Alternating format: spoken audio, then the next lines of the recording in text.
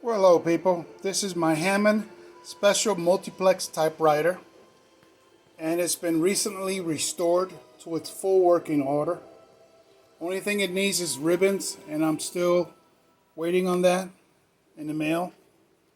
These are the special characters it has, mathematical characters, all kinds of characters needed for percentages and whatnot. It's in full working condition. Spacebar works fine. Keys work very well. I'm just waiting on a new ink ribbon.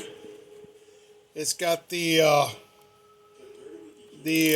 what did it call it? The impression band, a new one installed right here. And most people on YouTube don't have one. You shouldn't really be operating one without it. And yeah, it's working good. I've got two type shuttles on it. One's for cursive and the other one's for regular typing characters. But it works really well.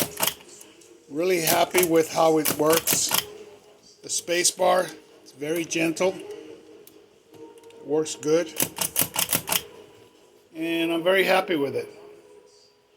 So that's my Hammond Special Characters Multiplex. Talk to y'all later. Bye.